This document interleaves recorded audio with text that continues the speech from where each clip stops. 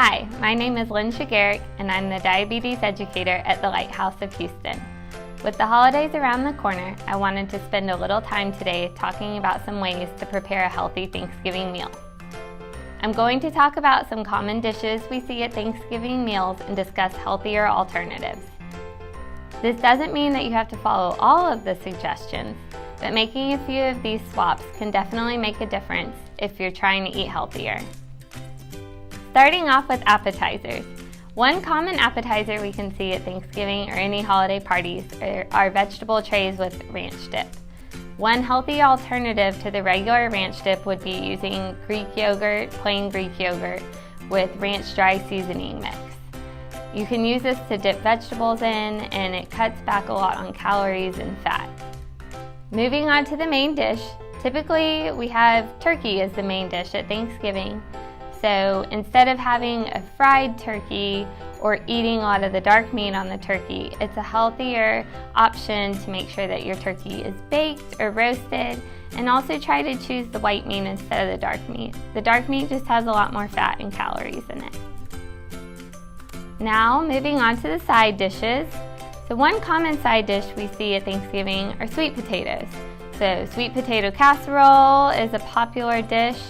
And people tend to use these canned sweet potatoes and then add marshmallow toppings or candied pecans on top, which can have a lot of sugar in them, a lot of calories in general. So one alternative would be to use actual fresh sweet potato you get from the grocery store, and you can bake that. You can add some toppings onto it if you want, but it is going to save you sugar and calories compared to the casseroles. Also, with regular mashed potatoes, just be sure that you don't add a lot of butter or a lot of cream cheese, anything like that to them, just because also the white gravy too, any of those things add a lot of the calories to the potatoes. Another common side dish we see is green bean casserole.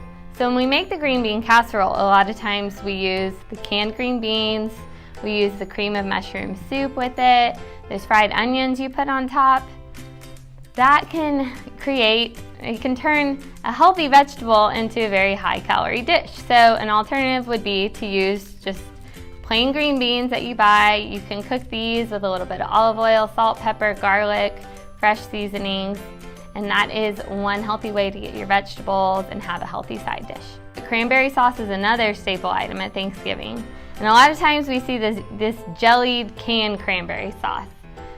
That can have a lot of extra sugar in it, so a healthy alternative would be to use fresh cranberries or even frozen cranberries and make your own cranberry sauce.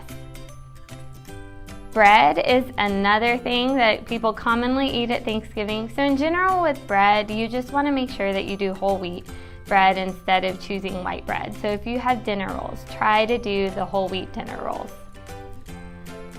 Now moving on to desserts, because desserts are also important at our holiday meals, and I know Thanksgiving a lot of times we have pies.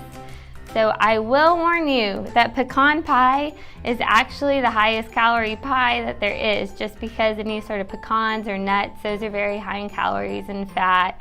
You add the brown sugar in. So actually trying to choose fruit-based pies or the pumpkin pie is a good way to cut back on your calories. So I just want to finish with some general tips for preparing your Thanksgiving meal, and also just some tips for making healthy choices, trying not to overeat. So when you're preparing your food, just remember to try to limit the amount of oil or butter you add to foods. One other idea is to wait 10 minutes before you go back for second or third helpings after you finish your first plate, just because it can actually take our body a little bit of time to really process how full we are. Try to eat smaller portions in general. Just cutting back on the amount we eat can help us save a significant amount of calories throughout the meal. And salad, and ensure that you fill up on vegetables instead of eating other less healthy options. Drink water before and throughout your meal. And also try to have a light breakfast the day of Thanksgiving. A lot of people are prone to thinking, I'm not going to eat anything until my Thanksgiving meal, I'm going to save it all up for then. But then that can actually make them a lot more prone to overeating. So it's okay, have a light breakfast. It might actually help you in the long run. On behalf of everybody here at the Lighthouse of Houston, we want to wish you a happy and healthy Thanksgiving.